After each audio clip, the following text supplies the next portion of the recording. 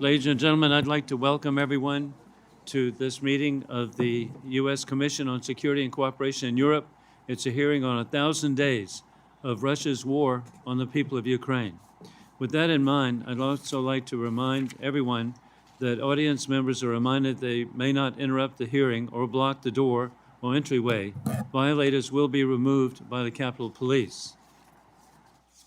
At this time, I'll be offering an opening statement, and then we'll proceed to Ranking Member Steve Cohen, and then we'll also proceed to Department of Commerce Representative Mr. Don Graves.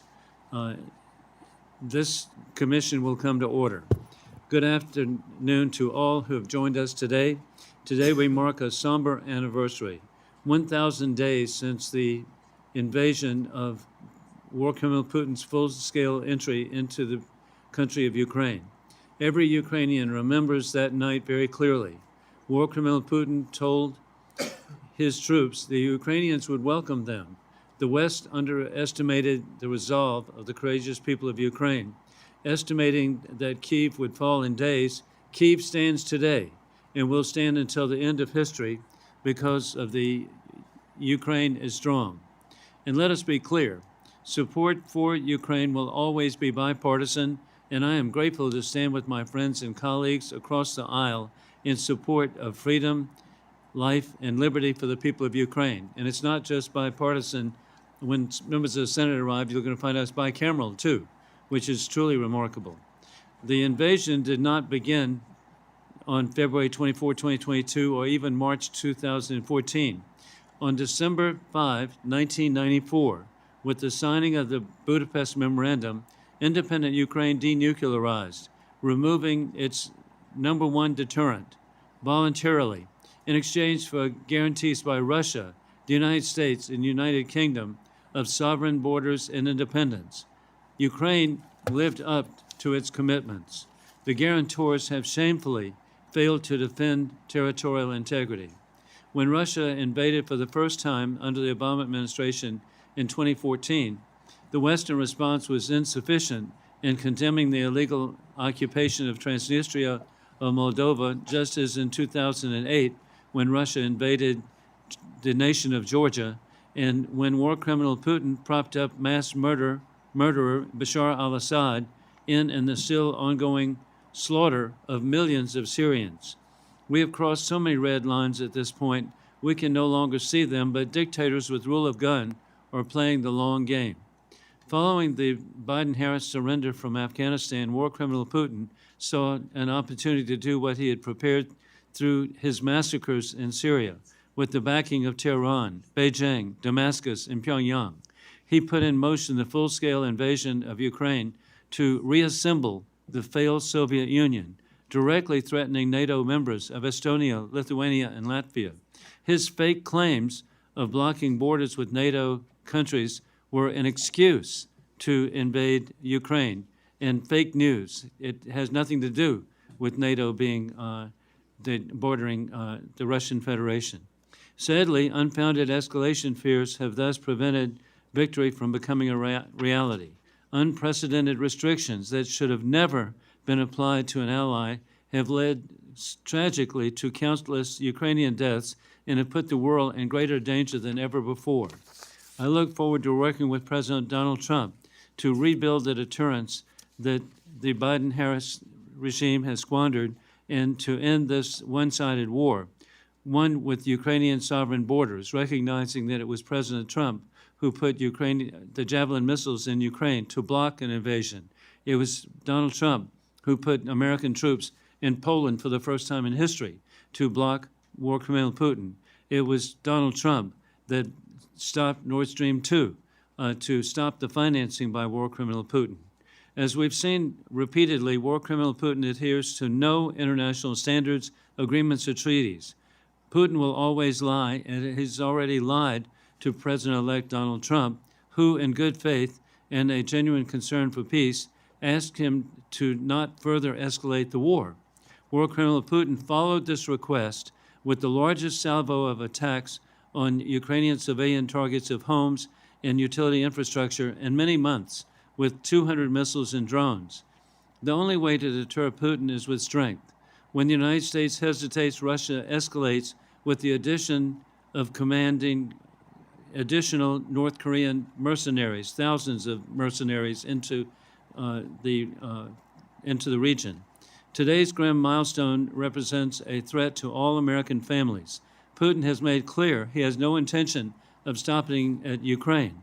In fact, Putin's army of thugs are wearing patches depicting the hammer and sickle over Alaska, the state of Alaska. Putin has his eyes on all former Soviet republics, including Estonia, Latvia, and Lithuania, of NATO membership. Ukrainians are defending their country with incredible bravery in spite of limited resources and arbitrary constraints. Peace through strength is ensuring that Ukraine can strike legitimate military targets within Russia, which is the launch sites, to protect the people from further attack, providing real, meaningful security guarantees not only for Ukraine's benefit, but to protect the rest of the world from the advance of dictatorial aggression. These are challenging times for Ukraine on the battlefield. I know that the witnesses today will highlight the urgency of giving Ukraine what it needs to defeat war criminal Putin, not just freeze the war in place. Ultimately, we cannot ask Ukraine to weather another 1,000 days without using all the tools at disposal. First, we're honored to welcome His Excellency Andrii Sybiha, the Foreign Minister of Ukraine. Then we hear from Dr. Hanna Hopko, former chairwoman of the Ukrainian Rada's Foreign Affairs Committee and co-founder of the International Center for Ukrainian Victory. Next, we hear from Mariia Kucherenko, the head of the Russia Studies at the Come Back Alive Foundation. And then we are grateful to have Dr. Andrii Michta, the director and senior fellow at Atlantic Council's Scowcroft GeoStrategy Initiative. With this, I turn to immediately my co-chair, Steve Cohen, for any remarks, after which we will also be hearing a pre-recorded video from President Volodymyr Zelenskyy before returning to to the Foreign Minister. Thank you, Mr. Chair. I have brief remarks, but I'd like to recognize Speaker Emeritus Pelosi, who has joined us. And if you'd like to make any remarks, I'd be glad to yield you some time.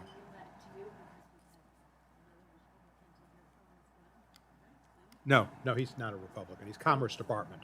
Why don't we do this? I came to listen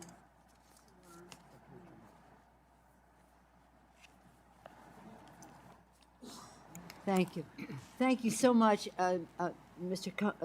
Congressman Cohen, and for your leadership on the Helsinki Commission, and to you, Chairman Wilson. We've worked together on this. How many times have we shared the pen, one version or another? We have learned so much from the people of Ukraine about courage, about respect for democracy, and their protection of their democracy is a protection of democracy everywhere. I have been particularly interested in what has happened to women and children in Ukraine, acts of horror that the First Lady of Ukraine has come and spoken to us about here.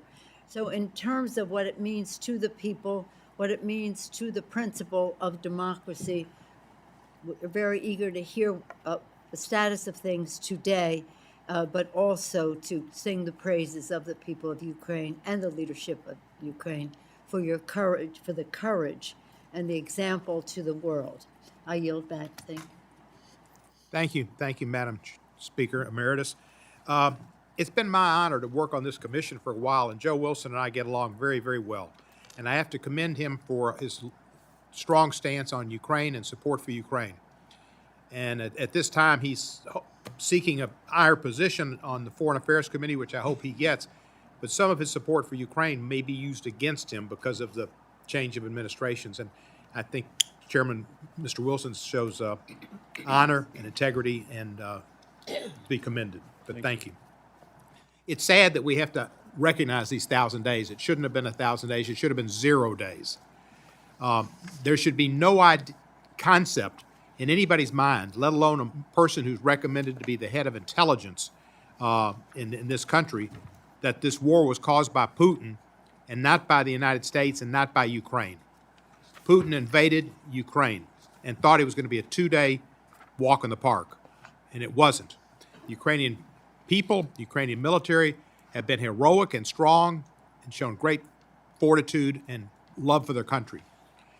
I've been proud to support Ukraine, visit with President Zelenskyy and others in Ukraine, and pledge my continued support and hope that the Congress will do the same.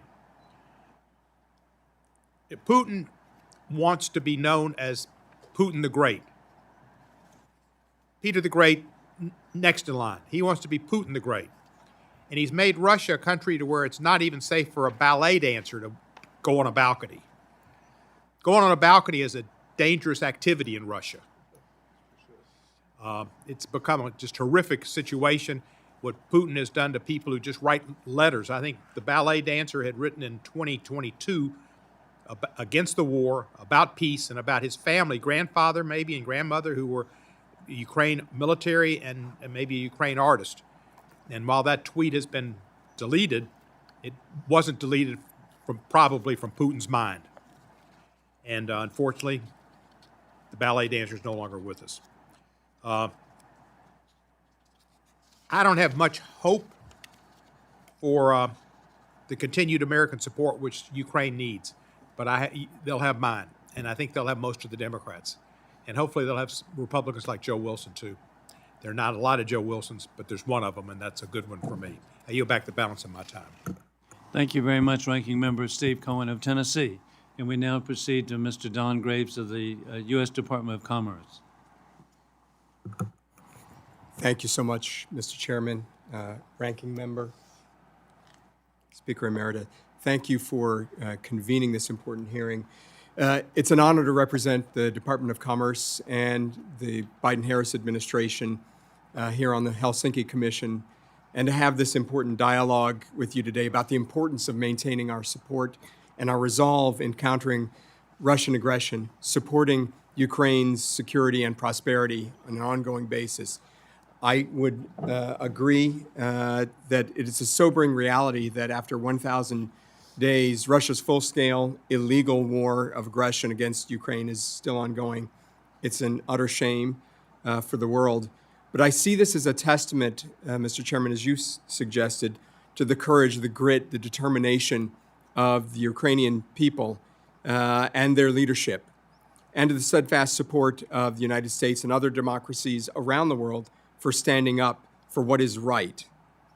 Our efforts at the Department of Commerce and across the administration to hold Russia accountable and support Ukraine are spearheaded by our efforts to focus on enforcing export controls. It's a prime example of our work to strategically address threats to our national security and our foreign policy, as well as to regional stability. When malign actors like Putin act abroad and use military force that threatens our friends, our shared values, and our collective security, the Commerce Department and the entire Biden-Harris administration have stepped up. I won't go into details, Mr. Chairman, about it. Suffice it to say that our export controls have been used to effectively to impose comprehensive restrictions that have effectively prevented Putin's military machine of aggression from doing much more destruction than it's already done against the Ukrainian people and Ukraine's infrastructure. Importantly, we've built and maintained a coalition of 39 export control partners across the globe who are substantially aligned with us against Russia and have imposed similar measures on both Russia and Belarus. We're also working closely with dozens of other nations to cut off transshipment of controlled items to Russia. We're collaborating with our sister agencies across the federal government. These export controls and sanctions have restricted Russia's access to items, including the technology, that are needed for its weapons. But it can only be as effective as our partnership and our leadership as a country around the world, getting other countries to align with us, with our partners in Ukraine, to prevent Putin's war machine from being restocked and restored. The United States and our allies have a duty not only to support Ukraine, but also to show that democracies will stand up to aggressors for as long as it takes. So today I'm proud to say that the Commerce Department and the entire U.S. government, bicamerally, bipartisan, here and in the executive branch, that we stand with Ukraine, that we will stand with Ukraine going forward. We're inspired by Ukraine's courage, by its strength, and the remaining time that I have left as a Deputy Secretary at the Commerce Department, I'll remain committed to using our tools strategically to impose additional costs on Putin and Russia and its enablers, and to support Ukraine and its people as they confront this existential threat to its survival. Thank you, Mr. Chairman, for convening this hearing, and to our witnesses for their knowledge and expertise. I yield back. Thank you very much, Deputy Secretary. We now will be having a video that will be presented by President Volodymyr Zelenskyy, and then we would proceed with other members of the panel to make opening statements, beginning with Congressman Jim Costa from California, and then we'll proceed with all members who would like to make an opening statement before we proceed to the Foreign Minister. Mr. President. Dear Chairman Wilson and Codin, dear members of the Helsinki Commission, ladies and gentlemen, first of all, I'm deeply grateful to you for the support throughout these 1,000 days of full-scale war. When the war began on February 24, nearly 3 years ago, many doubted if Ukraine could withstand the attacks. But most people around the world believed, or at least hoped, that Russia's evil would not succeed. There was overwhelming sense of how unjust Russia's aggression was, an attempt to destroy our country and occupy our land and force Ukrainians out of their homes. We all remember those days. Our soldiers destroyed Russian paratroopers, and ordinary people in towns and villages stopped Russian tanks with their bare hands. Long convoys of Russian troops moved through Ukraine while the world slowly overcame the initial shock and began uniting to support us. Like every nation, Ukraine deserves freedom. And now, 1,000 days and countless battles later, Ukraine remains strong. We have a fully functioning state. We control most of our land every day and night. We shoot down Russian missiles and Iranian drones. Putin has not achieved a single major goal. Ukrainian children are still learning in Ukrainian schools. In most cities and towns, life goes on despite the war. For the second year in a row, our economy is growing, and we are rebuilding. Even now, the arrival of thousands of North Korean troops to support Russia will not break us. If the United States finds a way to make such strong, decisive choices, our strengths now and the strength of the entire free world for decades to come is possible thanks to the incredible support of the United States, millions of Americans united against evil. Thank you for this. And I thank the entire US Congress for standing with us. These 1,000 days of war have been a path we've walked together. Now we must keep going until we reach the day we all dream of, a day of true and lasting peace. Lasting. The kind of peace that anyone would wish for themselves. Dear friends, the idea of the Helsinki Commission is inseparable from the idea of truth, and none of us should be deceived. We cannot call a pause in the war peace. We cannot say that justice has been solved while Russian war criminals are still smiling. We cannot claim that the war is over if Russia is allowed to use again the skills it gained from this war. But this is happening right now. Russia is teaching North Korea the methods of modern warfare. It's helping Iran.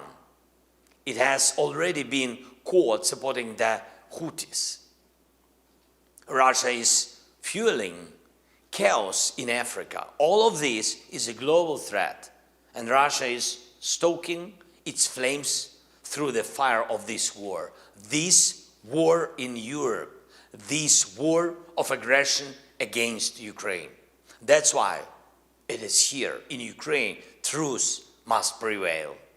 This war must end in accordance with international law, with peace built through strength, so that Russian forces can never again shatter peace anywhere in the world.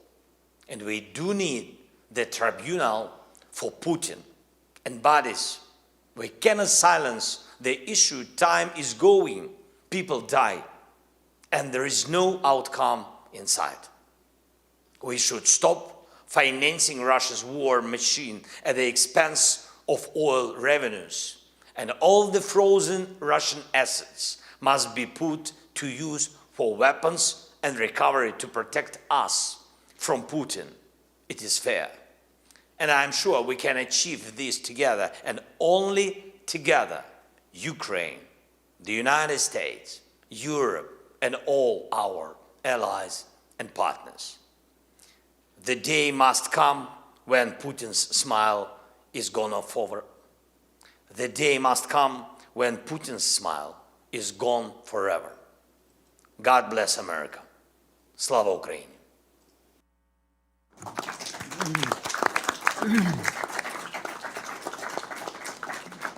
And again, it's so humbling and inspiring to see President Zelenskyy in his presentation.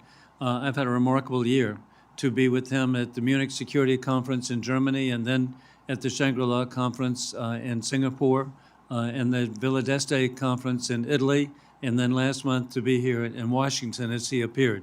And so what a leader. And I like to point out to people, to me, he is the ultimate symbol of non-corruption.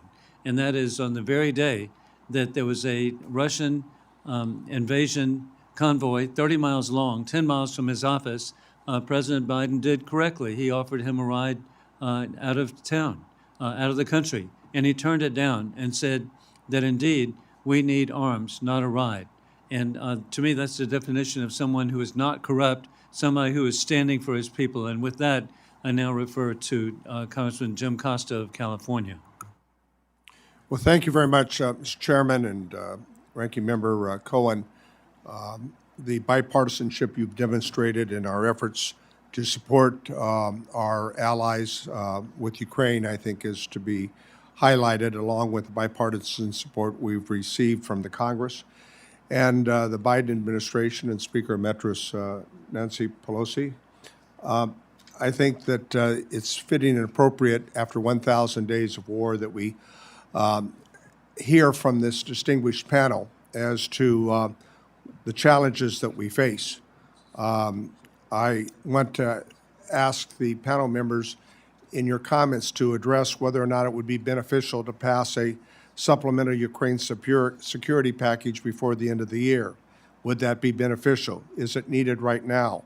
I'd like in your comments to also respond to what you need right now to help you with Ukraine on the battlefield.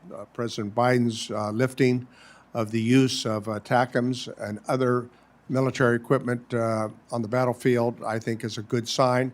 I wished it had taken place, frankly, months ago. But let me just say that I think the Biden administration has, in the 1,000 days, done a good job in rallying NATO and our allies to the support of Ukraine. I think our collective efforts on sanctions and the freezing of assets, again, are important. Those assets, not just the interest rates on those assets, but ultimately the entire assets that have been withheld should be, when a ceasefire and a peace ultimately is achieved, used for the reconstruction of Ukraine. That would be the right thing to do with these Russian assets that are currently being frozen. Let me close by saying the following. Today, modern-day Russia is a syndicate masquerading as a country with a mob boss called Putin. Let me repeat that. Today, modern Russia is a syndicate masquerading as a country, and the mob boss Putin is a war criminal. He's a war criminal for the things that he's done to the people of Ukraine.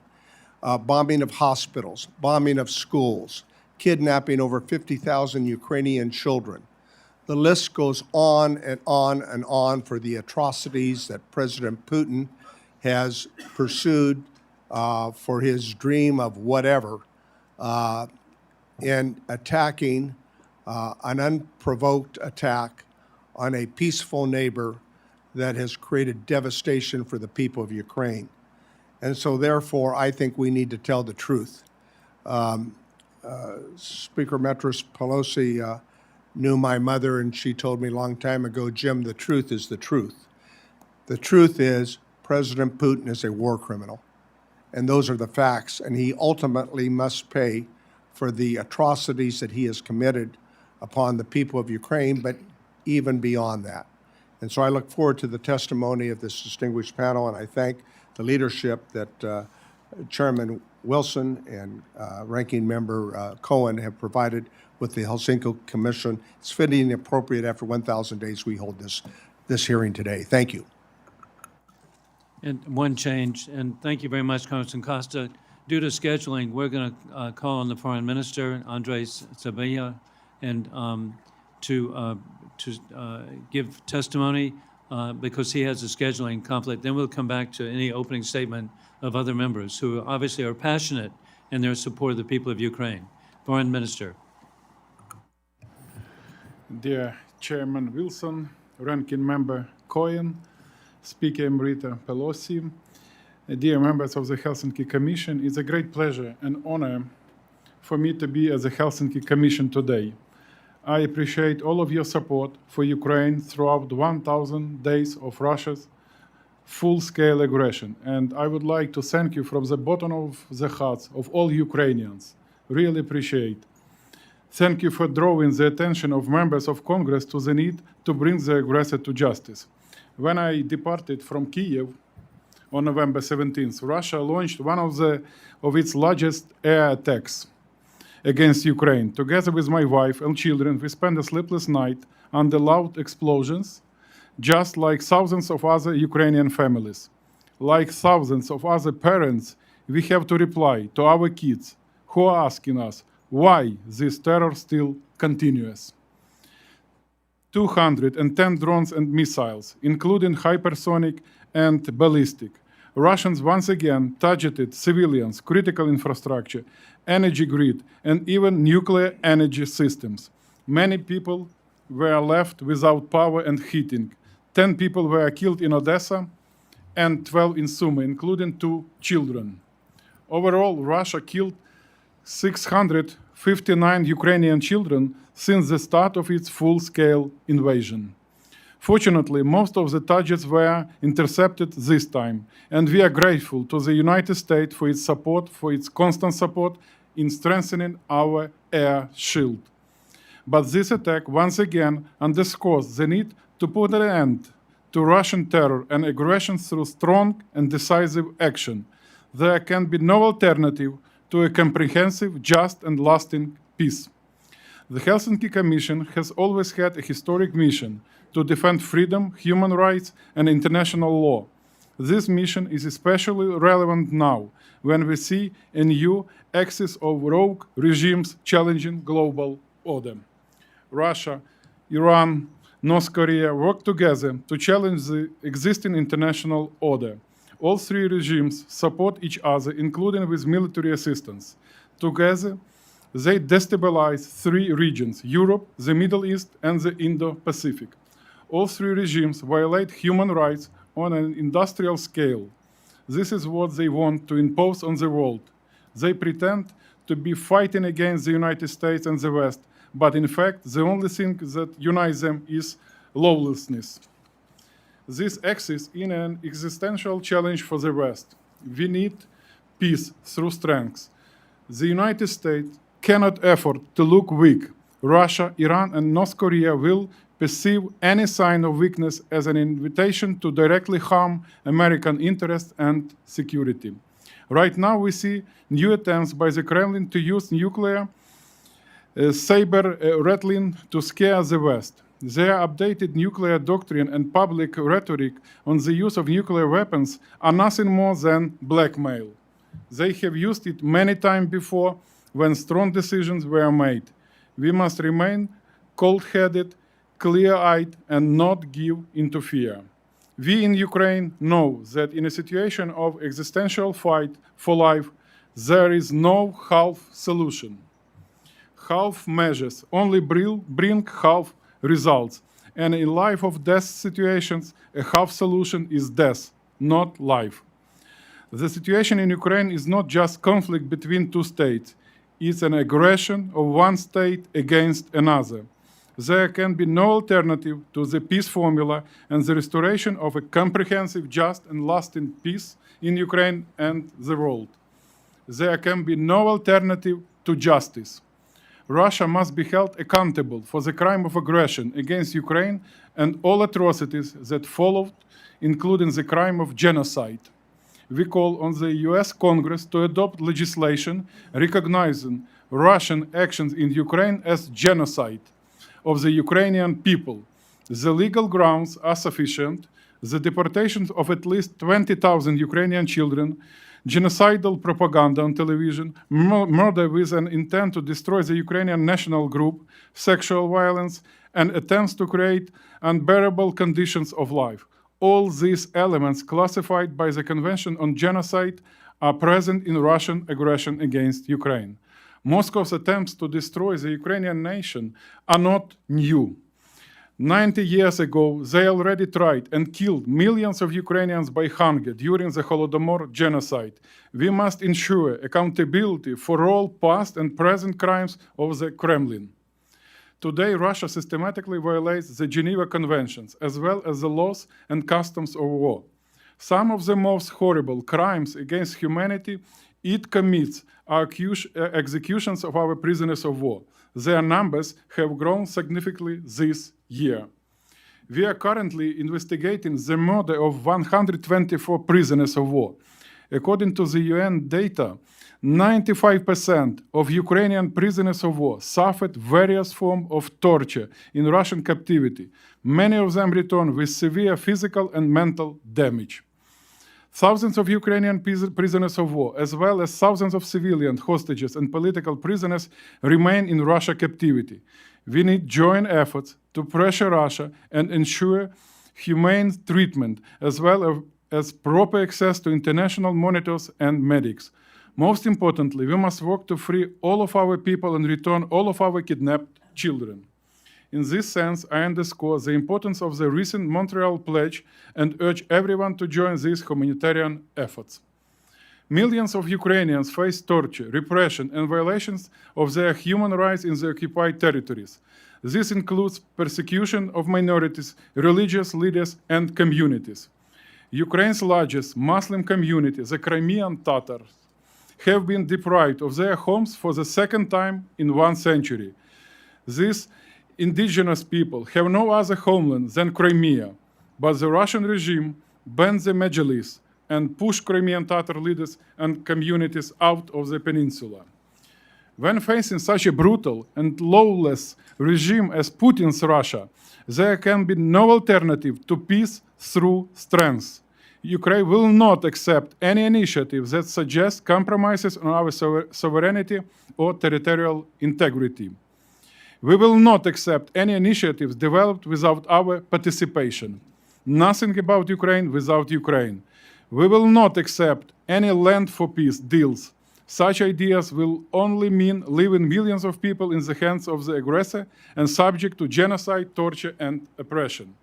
Furthermore, rewarding Russia with territorial gains will not restore peace, but instead provoke further aggression.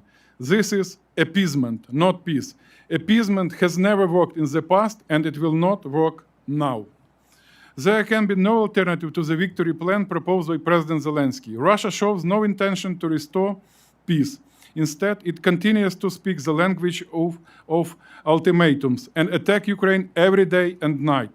Only strong and decisive steps will force the aggressor to accept a just peace. We need to raise the price for this war for Putin to the level when he understands that he cannot continue his aggression. The Ukrainian people are paying the highest price for this war, but the price of appeasement will be even higher for the entire world. This is why we need real peace, not peace at any cost. Let's stand united and strong. Let's act together to protect our shared values, enshrined in the Helsinki Final Act and other fundamental documents. Let me wish you fruitful hearings today. Slava Ukraini and God bless America.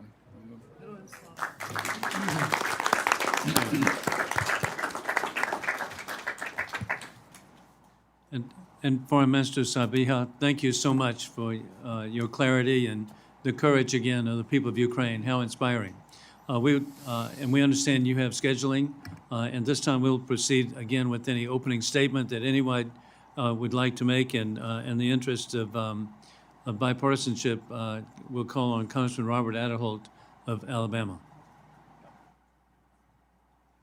Thank you. I just want to say it's great to be here, and I know we're short for time, and I know, so I'm going to defer and look forward to this hearing. And I thank you, Chairman, for having this hearing today so we can find out what really the impact of what this is going on with Russia. Thank you so much. And we now proceed to Congressman Mike Quigley of Illinois. Again, in the interest of time, very briefly, I just returned from Ukraine, the fourth time since the 1,000-day war, Putin's war. And I think it is fair to say, at least to stake out what we consider victory. Victory must mean a victory on the battlefield and a lasting peace through security assurances, which must include, in the final analysis, membership in NATO, restoring the country and its original borders, rebuilding this country to its full potential, and holding those accountable. As I stood on the mass graves in Bucha, we owe it to them, and for all the reasons we fought the Second World War, to move forward to a just peace. Thank you. And I'm grateful to use Chairman's privilege and recognize former Speaker Nancy Pelosi. Thank you. I had the privilege of saying some remarks earlier about the urgency of our support for Ukraine to continue, not only to continue, but even to accelerate.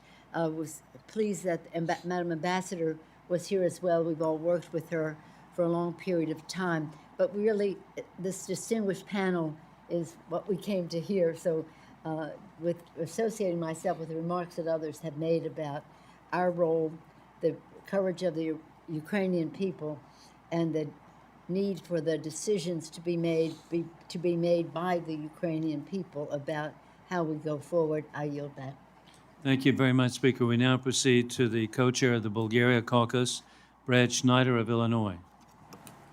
Thank you. I want to thank my friend. I want to thank all of you for being here. I, too, will associate myself with all of the remarks, and I think what the foreign minister said succinctly is 1,000 days of war, 1,000 days of atrocity, but 1,000 days of courage and strength from the Ukrainian people.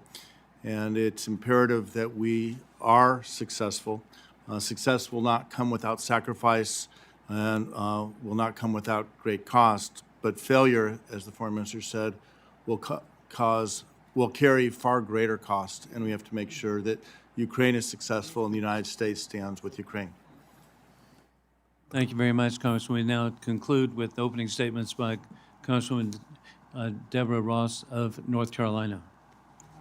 Thank you very much, Mr. Chairman. I, too, want to hear from the panel. But just to let you know, I'm co-chair of the Moldova caucus. And I want people to also know Moldova has done everything that it can to help Ukraine. And, of course, it has fought back against the Russians in their most recent election. And so I stand fully with Ukraine and also understand that if Ukraine falls, so will other countries. But I yield back.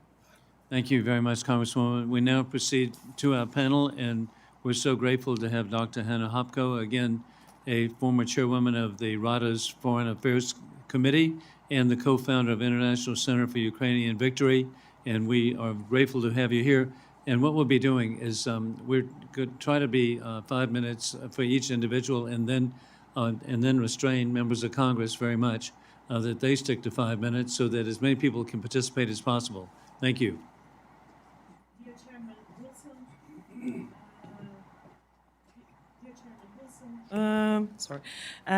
Speaker Emerita Pelosi, and distinguished members of Helsinki Commission. Let me express my profound appreciations to the Helsinki Commission for championing an ambitious international agenda to support Ukraine. Moreover, I would like to extend my deep gratitude to American people for your continuous support for our fight for life, dignity, and freedom. Our minister just mentioned the devastating cost of Russian war and genocide. So 10 years of Russian ongoing aggression. Ukrainians can be fighting Russian war for 3,926 days until today. Even after the horror of the last 1,000 days, Ukrainians are not giving up. And I'm here today to testify and just to say that this war is winnable one. And actually, I would like to say that 1,000 days of war, a decade since a Russian Federation decided Ukrainian pursuit of democracy deserved the seizure of Ukrainian Crimea in February 2014. Sadly, I need to talk about the lack of full commitment of Western democracies to safeguard the rules-based international order. Russia's destruction of Ukraine continues because Ukraine is under-supported while Russia is overprotected by red lines, self-restrictions, and escalation management. 1,000 days ago, we were expected to die as a nation in 3 days. Russian soldiers packed parade uniforms for their triumph over Kyiv. They were a hit list circulating of Ukrainian intelligentsia to be liquidated. I was on a list, as many others were. Ukrainians pawn and all choose to resist. So 1,000 days of indecision by Western leaders have allowed Moscow to wreak havoc on Ukraine, devastating human losses, depopulated cities, destroyed infrastructure, ruined economy, healthcare. No other war today threatens the future of free world modern Russian war. At the same time, Russia gets protected by Western red lines. Ukraine pays with life for every single second of illusion of control over the trajectory of outcome of the war. Since 2014, Russia has been seeking the destruction of both the Ukrainian state and the Ukrainian nation. And I'm supporting Chairman Wilson saying that after the Soviet Union collapsed, this was the end of communist ideology, but not the end of Russian imperialism. This is why I'm very also thankful to the Helsinki Commission for organizing hearings on decolonization, de-imperialization of Russia, because as our minister just said, genocidal war of Russian imperialism we faced for centuries, and not just Ukrainians, also Chechens and other nations. So this is why decolonization, de-imperialization is key. Moscow's criminal actions have one main objective: to destroy the viability of the existence of Ukrainians as a separate national and ethnic group. So, 10 years ago, I was here on the Hill in my capacity as the chair of the Committee on Foreign Affairs of Ukrainian Parliament, asking for support for the Ukraine Freedom Support Act. 10 years ago, I couldn't imagine that after 10 years after adoption of this Ukraine Freedom Support Act, I will come here and ask him to adopt the Ukraine Victory Support Act. And it's not just now Russia alone, it's axis of evil states which are supplying Russia with ballistic missiles, North Korean troops. So it's a higher time to adopt an axis of evil defeat act and support Ukrainian victory. And let me say that this war is winnable because Ukrainians and Ukraine has defied expectations, sinking the Russian Black Fleet without a Ukrainian navy, defending Kyiv, Odessa, Kharkiv, liberating Kherson, fighting North Korean soldiers in Kursk. So my minister, I support the recognition of Russian aggression as a genocide. Also, all sovereign assets of Russia must be confiscated and support Ukrainian military defense. Ukraine must be offered NATO membership, which is important for all of us because Ukraine could contribute a lot to the alliance and the European security. So as a mother of 13-year-old daughter Sofia, When I was staying in Kiev in that night of the full-scale war began, so my daughter was crossing the border. And I was in Kiev with my husband. And I was not knowing what happened. And I'm very thankful to God that I'm alive and speaking today. And my daughter asked me a question, Mom, you know all these Western leaders. Why you are in Kiev under bombs and I have to leave my country? Why after 8 years of your advocacy, you haven't succeeded not stopping and preventing Russia? I couldn't answer to my daughter. I was crying. So here today, I'm asking American people, asking American Congress to give Ukraine everything needed to defeat Russian imperialism. That my grandkids and Ukrainians who lost their beloved one, they will know that justice prevails and American leadership, American credibility, and Russia will never achieve that end of America means end of American power. Thank you for having me today. God bless America. God bless your wisdom to help us to achieve such sustainable peace that never again Russia or China or other axis of evil states attack a sovereign nation. And Dr. Hopko, thank you so much for your insight and testimony. We now proceed to Mariia Kucherenko, and we're so grateful for your heading the Russian studies at the Come Back Alive Foundation. Thank you. Dear Chairman Wilson, Speaker Pelosi, distinguished members of the Helsinki Commission, honorable participants of today's hearing. First of all, thank you for the opportunity to be here and for all American support provided to my country. The very formulation of the topic of our hearings leads us to the answer what kind of reaction was necessary to Russian threat, and when, actually, reaction was needed.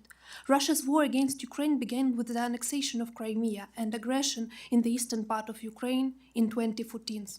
And the fact that only from 2022 the world began to talk about Russia's war against Ukraine and not the Ukrainian crisis, as it was in the previous 8 years, created the prerequisites for today's scale of war. Russia's war against Ukraine cannot be considered a problem affecting only Ukraine and Russia, or even only Europe. There is no isolated wars in 21st century. The brutal attack on February 24th of 2022 proved that Russia will not stop. Where Russia does not resort to the physical occupation, it undermines world security in one way or another. Russia will use all occupied territories as a bridgehead, and this applies not only to Ukraine, but also to Georgia and Moldova. Developments with Georgian elections proved that persons related to the General Directorate of the Armed Forces of the Russian Federation, more widely known as the spin doctors of a Wagner group, are actively interfering in what is happening in this country. We are talking about Alexander Malkevich, who is not only involved in the interference of 2020 American elections, but also currently working in the newly occupied territories of Ukraine and in the international recognized territory of Georgia. During these elections, he worked for the Georgian Dream. The situation is not better in Moldova, where Russia used Transnistria as one of the tools of electoral pressure and additional pressure on the security situation in the region. One of the most vivid examples of the Russian threat demonstrated by this phase of hostilities is the food crisis. The world learned that a number of developing countries are critically dependent on Ukrainian grain, when this grain became very difficult to transport due to the scale of hostilities started by Russia. The world learned that Russia steals Ukrainian grain from the occupied territories and tries to trade it as its own. The world learned that Russia was purposefully burning and shelling Ukrainian agricultural lands to blackmail a large part of the world population with their artificially created famine. But this is far from the only instrument of destabilization that Russia shamelessly uses with the beginning of this stage of war. The presence of the Russian special services under the guise of so-called private military companies helps it support dictatorial regimes, additionally invests in the blurring of the rules as a concept. During the research of the Wagner Group, we at the Come Back Alive Foundation counted the presence of the representatives of this group affiliated with the General Directorate of the Armed Forces of the Russian Federation in more than 70 countries. We are talking not only about militants, but also about spin doctors, military advisors, and media specialists, which means about the entire spectrum of the military and non-military influence. It does not matter what this group is called at the moment, Wagner, Afrika Korps, or anything else. It is about the work of the Russian special services to create entire logistic network to destabilize the security situation around the world. The arms traffic between Russian Federation, Iran, Hezbollah, and Syria, organized by Russian special services, and the latest tragic events in the Middle East are directly connected. Moscow is confidently building not only an axis of evil, Russia, China, Iran and its proxy, and North Korea, but also shedding blood on individual nodes of this network. Although the focus of the Russian Federation effort is the subjugation of Ukraine, it does not mean that the situation of October of 2023 in the Middle East will be not repeated elsewhere. Taiwan, Middle East, Africa are all on the menu of the axis of evil. And that is why we must react in a consolidated manner to this complex challenge. Russia cannot be allowed to systematically break the rules and occupy more and more territories, resulting in greater and greater casualties. Russia cannot be bought off some individual territories or countries, hoping that this is where it will stop. It was actually the bitter lesson of 2022 for Ukraine and the world. This approach does not work. Russia cannot be allowed to conduct asymmetrical operation to increase its influence around the world and organize and support arms traffic between dictatorial regimes. Only together, based on the principle of territorial integrity as one of the main principles of the international law, on the readiness to affirm the force of law and not the law of force, we will be able to repel the axis of evil. And this is the main lesson that should be learned from these 1,000 days and the previous 2,926 days of the war, from the beginning of annexation of Crimea to the beginning of this stage of hostilities. Thank you so much. Thank you very much, Ms. Kucherenko. And we appreciate your insight and dedication. And we're so grateful to have with us Dr. Andrii Michta, who is a senior fellow at Atlantic Council Scowcroft GeoStrategy Initiative. Dr. Michta. Thank you very much, Chairman Wilson, Speaker Pelosi, honorable ladies and gentlemen. Thank you for inviting me to speak on lessons learned from almost 3 years of Russia's war on Ukraine. Please allow me to enter these initial comments into the record. Russia's war on Ukraine is a system-transforming conflict, marking unequivocally the end of 3 post-Cold War decades of relative peace. To understand the sources and potential end states of this war, we need to understand the systemic nature of Vladimir Putin's Russia. Russia is a quintessentially revisionist state, aligned with China, Iran, and North Korea, what I call 4 states that together form an axis of dictatorships, intent on overthrowing the international system established by the United States and its democratic allies after World War II. For over 2 decades now, Russia has been relitigating the post-Cold War settlement, driven by its determination to rebuild the inner core of its former empire and establish a sphere of influence in Central and Eastern Europe and beyond. The war in Ukraine is not a one-off event. It is a manifestation of Vladimir Putin's drive to restore what he calls Veliki Ruski Mir, Pax Russica, that is rooted in the fundamentals of Russian thinking about geopolitics and strategy, that it formed its formative experience as an empire. This strategic culture sees its empire as rooted in the Eastern Slavic core of 3 nations, the Great Russians, the Little Russians or Ukrainians, and the White Russians, Belarusians. Russian imperialism perceives itself to be in fundamental civilizational opposition to the West.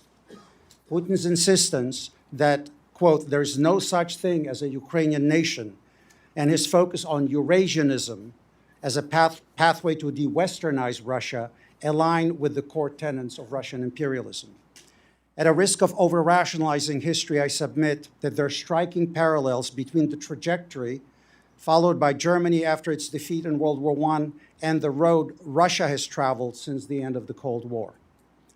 The dominant narrative produced for domestic consumption during both the Weimar Republic in Germany and the Yeltsin era in Russia was one of betrayal rather than defeat. In Germany, the Dolchstoßlegende, or stab-in-the-back myth, claimed that Germany was never defeated but rather betrayed. In Russia, Putin has offered the population a similar narrative, blaming the West for the alleged treachery that brought down the Soviet Union. I bring this up because this imperial narrative, much as it led to the rise of Hitler in Germany, continues to sustain Putin's revisionism in Central and Eastern Europe. According to this view, the great Russian nation was robbed of its greatness by the United States and the West, and hence any action to remedy this perceived injustice is justified in the eyes of Russian imperialists. Consequently, and this is key, The threat Russia poses to Central and Eastern Europe and to peace and stability worldwide will not abate so long as the Russian revisionist narrative holds.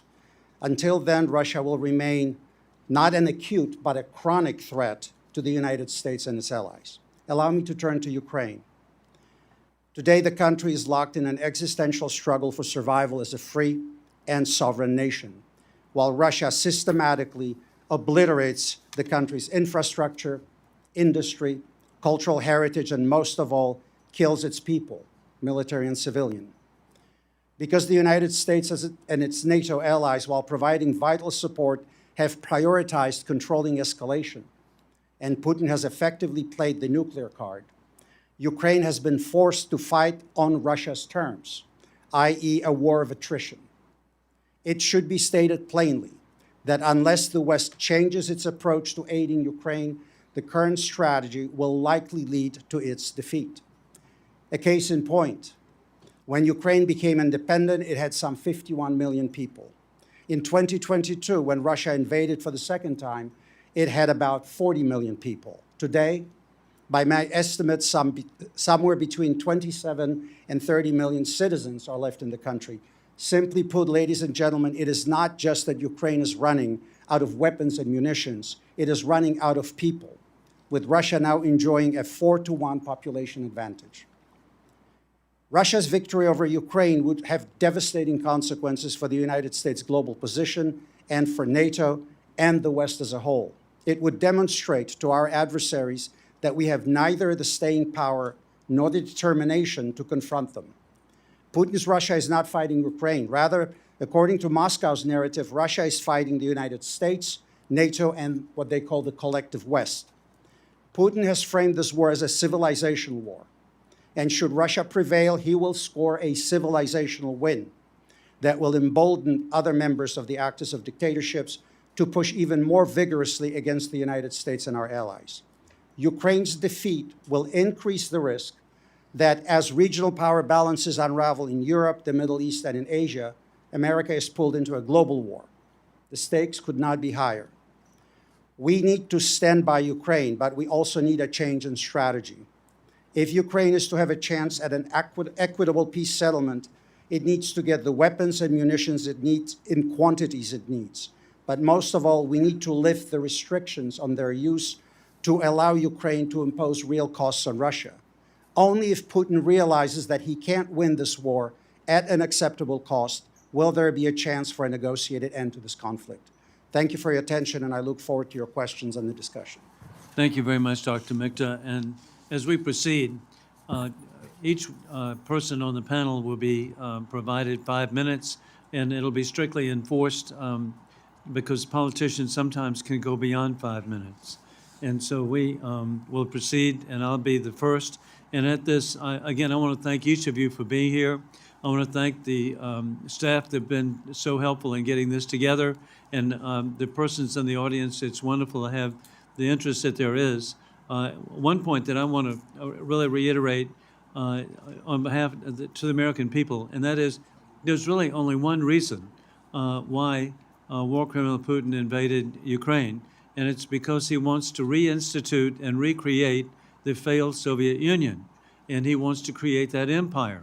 And there was previously the Soviet Empire with nomenclatura, the elite running the and being beneficial to the elite, not to the people of Russia or the Russian or the Soviet republics.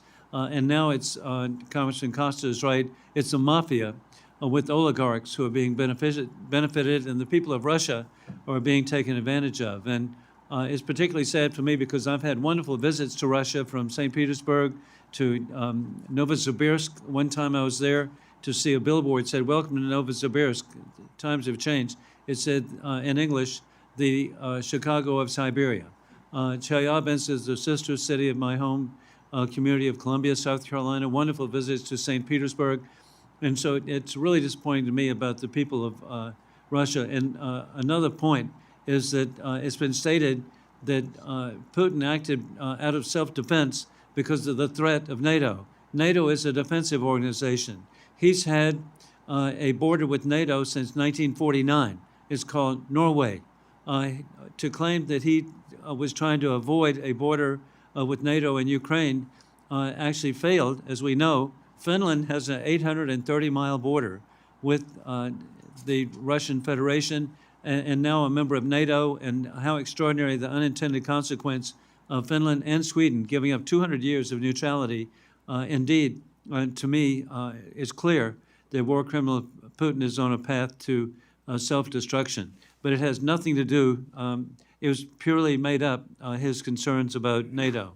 With that in mind, and Dr. Hopko and everyone, sanctions are so important to me, and I want to congratulate the Department of Commerce for truly enforcing these, but it needs to be enforced so that indeed the oligarchs are affected. That's who the sanctions will be against. And with that in mind, beginning with each one of you, what more can be done by the United States, our NATO allies, the European Union, the 39 countries that have been identified as supporting a free and vibrant Ukraine?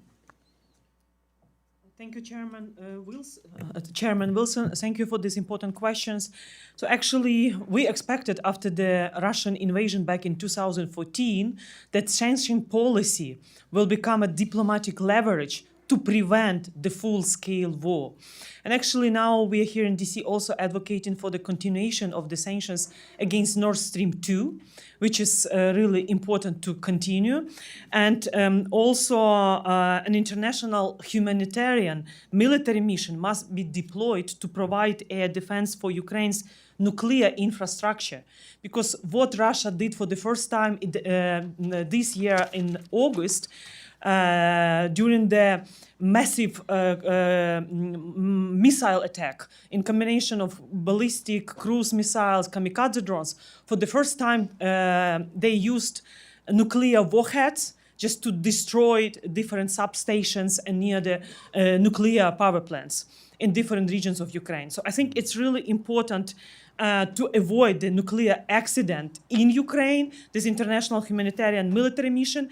And we are very thankful for Biden giving permission for ATACMS, even if still there are some restrictions on the use of Western-made weapons against Russia by UK and other nations. But winter will be very tough. But we have this resilience, and we know that Russia wants to freeze Ukrainians, weaponize winter, and we need America to green light the decision for Poland and Romania, because we are now advocating for the air defense shield over Western Ukraine, Odessa, which is critically important because we are exporting grain, and let's not allow Russia to weaponize food as weaponization of hunger. So key main issues.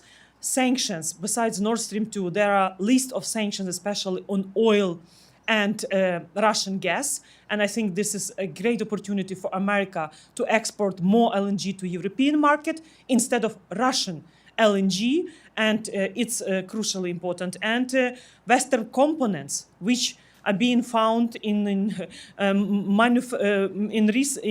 ballistic missiles produced by North Korea, which they gave to Russia and they used against us in 2024. Can you imagine that we found components from the UK and the US manufactured in 2023 in North Korean missiles, which were used against us this year? So this is another issue, and I know that Helsinki Commission focused on this sanctions policy as well. So this is main area, and let's not allow Russia to produce more kinzhals, more drones with the usage of Western components, which are critical for their military industry. And of course, what Russia is really afraid of, Chairman Wilson, I have some gift for you. Maybe I will give it to you because you mentioned that what Putin is, the biggest fear of Mr. Putin, the war criminal, that Russia will repeat the destiny of Soviet Union. This is what he is afraid of. And I think we don't have this fear because we, together with Helsinki Commission, for many years we are advocating this make Russia small again. And this is in this picture you will see Moscovia, the size of Moscovia and how Russia is now. So the attacks from Russia in Baltic Sea and the statement that they want to redraw the maritime borders in Baltic Sea, it's another way of imperialism. So I think they are afraid of Russia becoming a size of Moscow, and this is what Putin publicly said. But de-imperialization is the key, and this T-shirt is a gift from our Ukraine Victory Center and for other honorable members. And again, thank you for your passion, and we're so grateful. We now proceed to Ranking Member Steve Cohen of Tennessee. Mr. Costa's requested some time, and I'll yield to him. Thank you very much, my friend. Hopefully, President Biden's actions that he took yesterday will soon be followed by the UK and France on weapon systems that Ukraine now has to attack interests in Russia.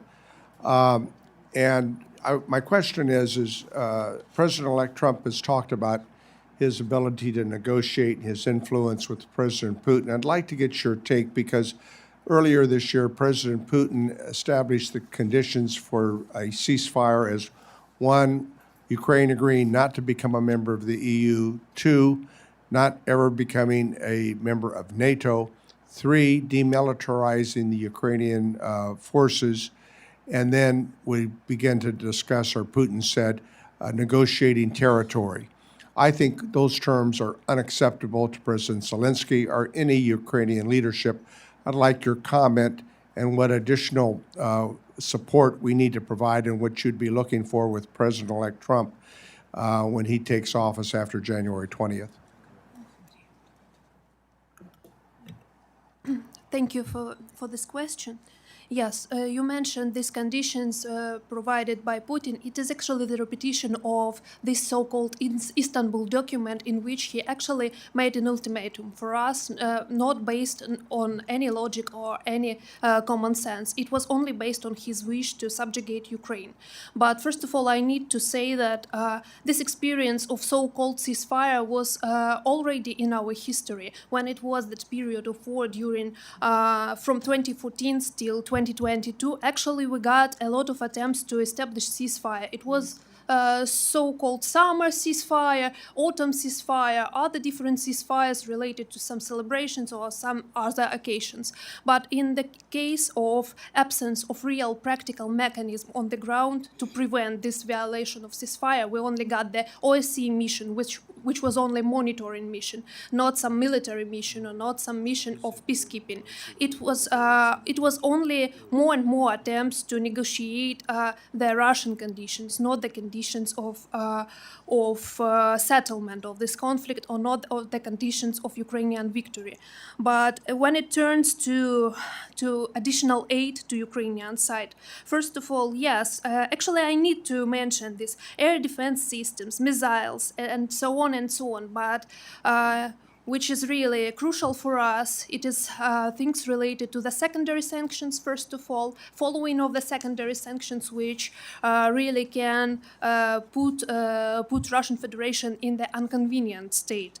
And also, we would like to underline the importance of transferring of frozen actives of Russian Federation to support of Ukraine. And also, I think that we should think in a common way about some asymmetrical actions against Russian Federation. And first of all, against some actions of Russian Federation under the false flags. For instance, the flag of criminal groups or so-called PMCs. I think that in this dimension, we, Ukraine and US and our European partners can work together, and we, as Ukrainian experts who is dealing with this topic like on the daily basis, I think that in this case we can be not only a receiver of your aid, but we also can be a contributor to our common security. And in this way, I think that we can cooperate with our main partner, US, and we can do our best in this dimension. Thank you so much. Thank you very much. And we now proceed to Speaker Nancy Pelosi. Thank you, Mr. Chairman, and I thank the distinguished panel for their very informative and current, up-to-date presentation. I thank you, Mr. Chairman, Ranking Member Cohen, for being true to the purpose and the mission of the Helsinki Commission how relevant it is to our discussion today. We have votes coming up soon, but I wanted to stay here for the full presentation because this is the most important thing that we could be doing, is to taking us to this next step. The beautiful presentation of President Zelenskyy, not beautiful in terms of its strength, in terms of its courage, in terms of its purpose, and the presentations that you have made have been very important. My question, we've talked about weapons and use and that, is about person power. We saw at the beginning of the war, the Russians were using poor people and minorities and the rest, not going into the more sophisticated areas where St. Petersburg and the rest, where it might turn public opinion against the use of the war, the purpose of the war, because of deaths to families there.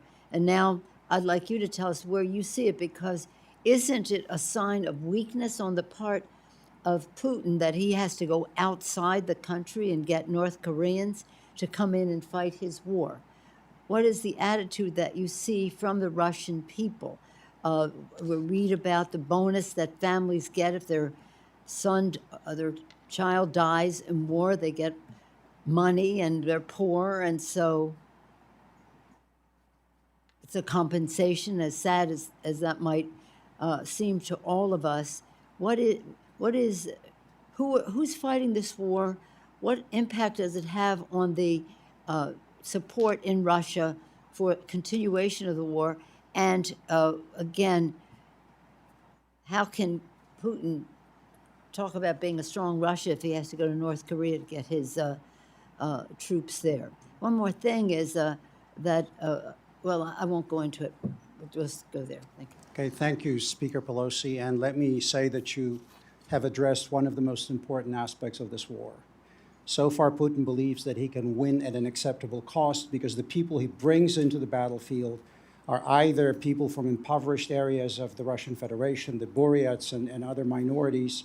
He's avoiding recruiting in the major cities because the minute he goes to Moscow, Petersburg, and other areas, the dynamic changes. He's no longer pulling poor people from faraway places. He is now pulling what we might call the Russian middle class. And then the families of those men and women would respond very differently. I think the Korean presence is both an outrage and a challenge to us because he's brought Asian troops into the European theater.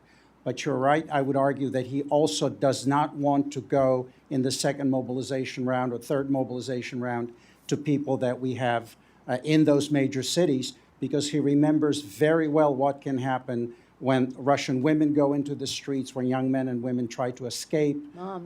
Mothers in particular. And if you remember the coup attempts when Yeltsin climbed on top of the tank, it was the Russian women who came in and changed the dynamic of the whole situation.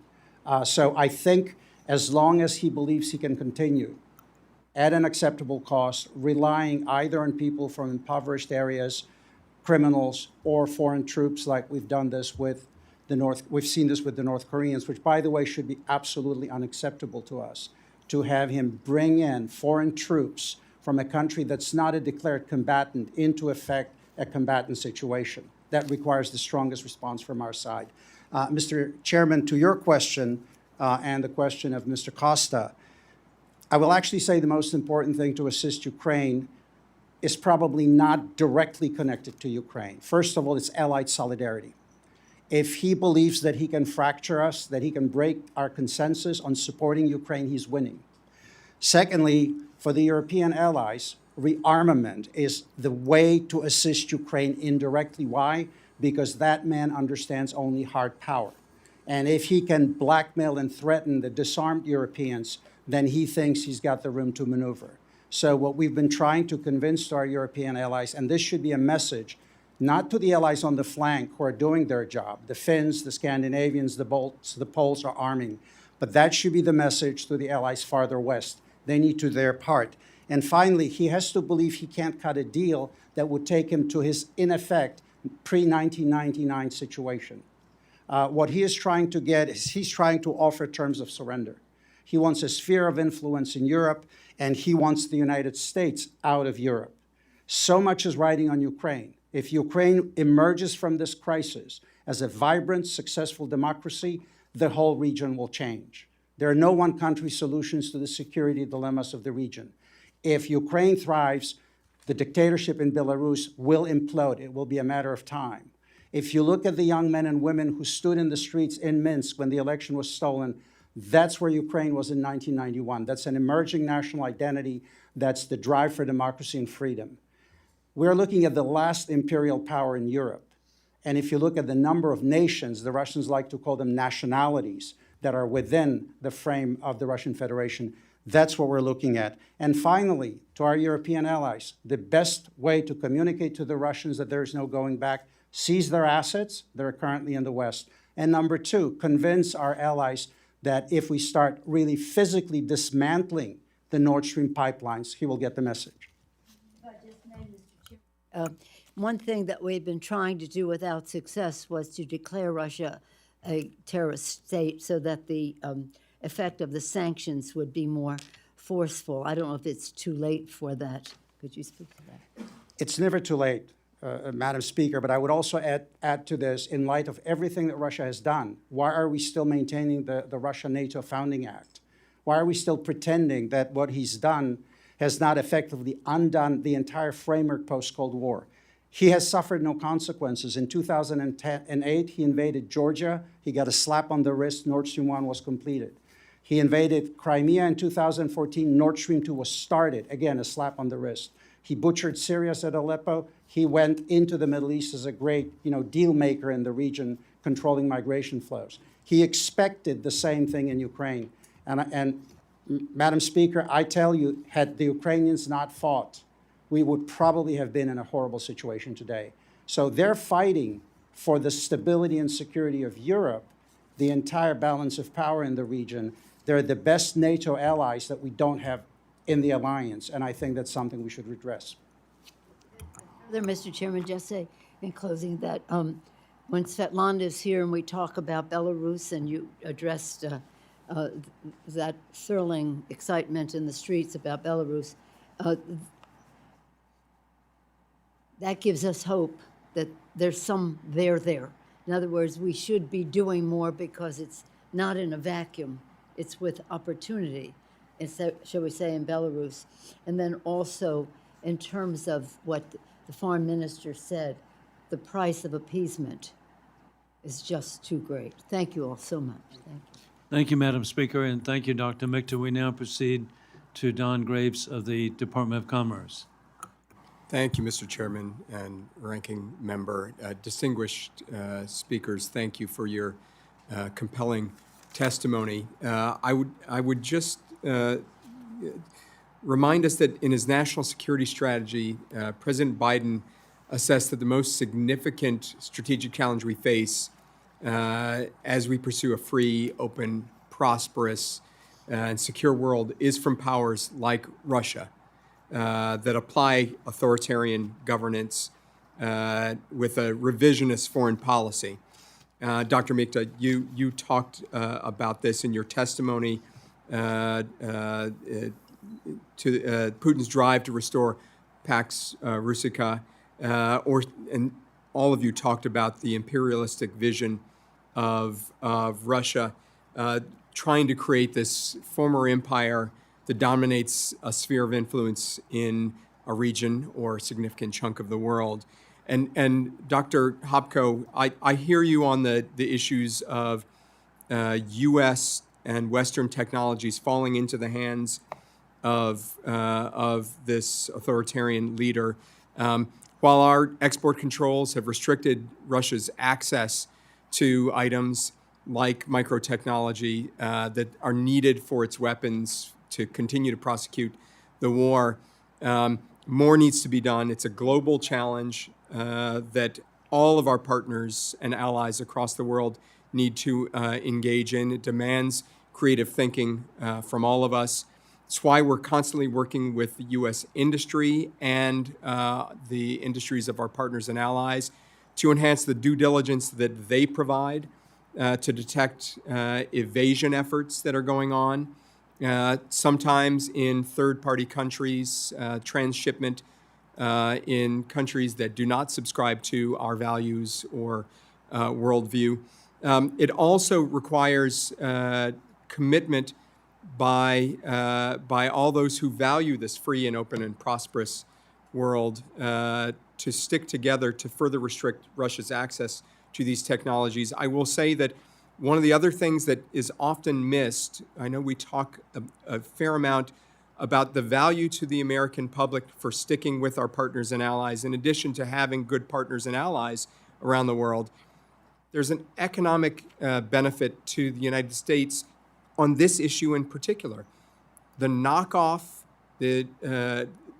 technology that shows up on the battlefield using our intellectual property or parts and weapons that use our brands but are not actually produced by the United States, that has an impact on our economy as well.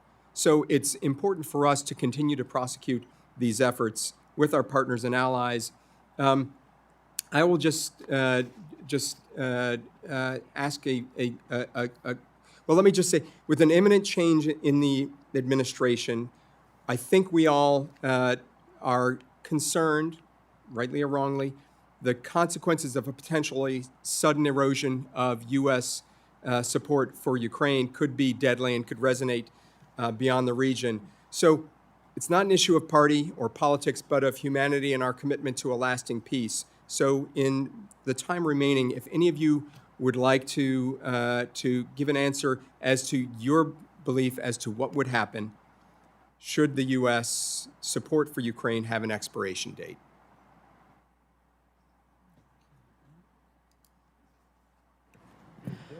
So if you ask me what are the success stories of the U.S. foreign policy in last decades, so I think if you need success story, Ukraine is the place to get it.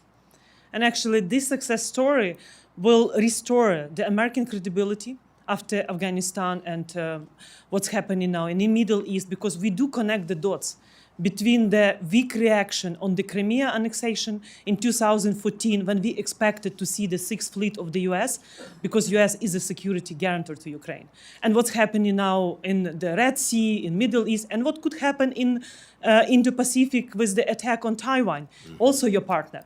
So Ukraine wants to become and will become, God will bless this, we will become a part of NATO, the EU, because not just because we deserve, because it's also in your interest.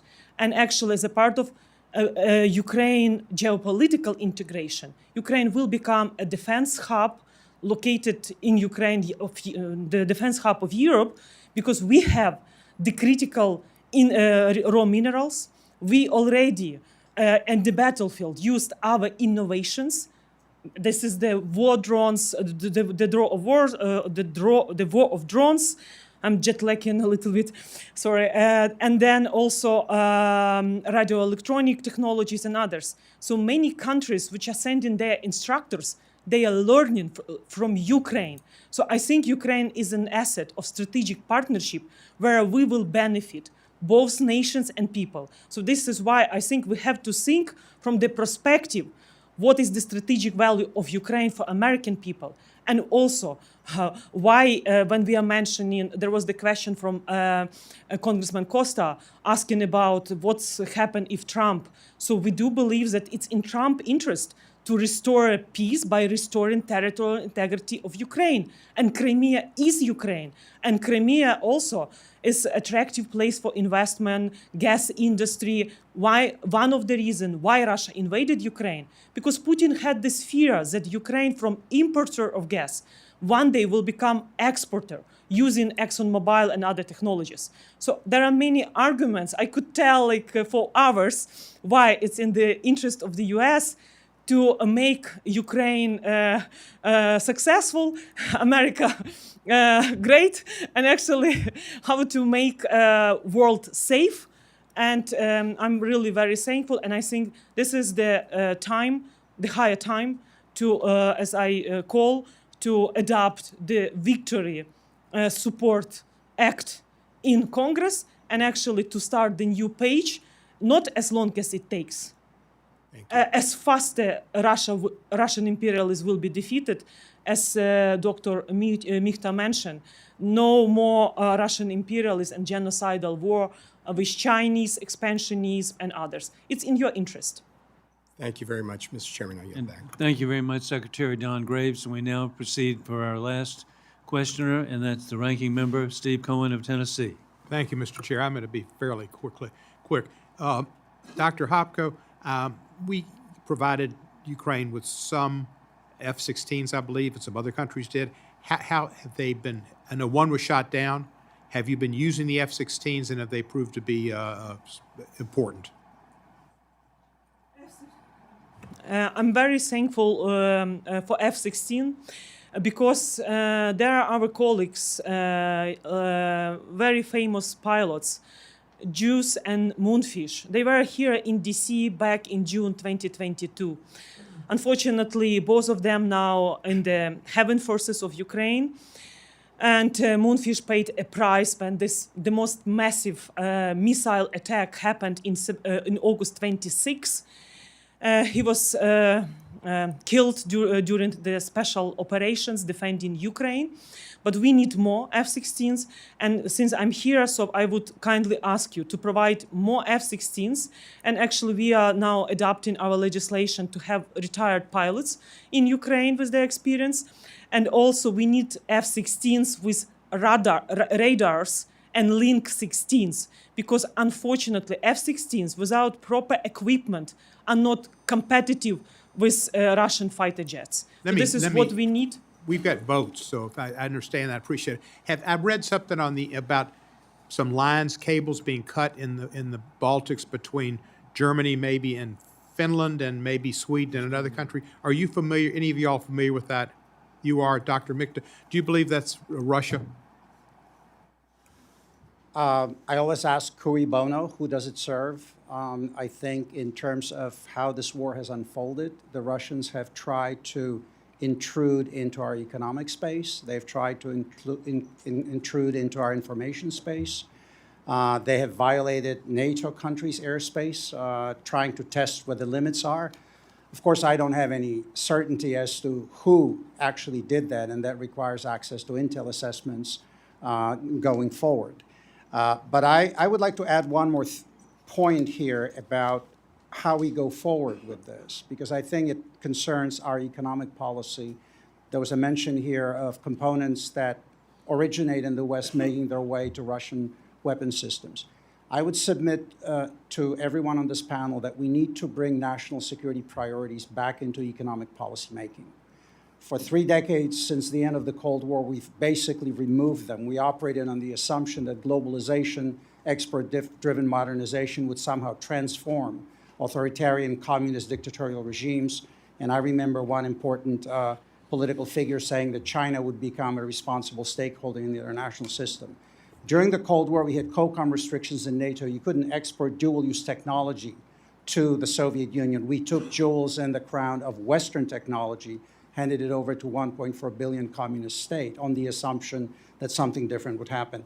So I would urge you to bring the conversation back into how we decouple our critical supply chains from Russia. We cannot, from China, sorry, we cannot depend on them for supply chains that are critical in the national emergency in the event of a war.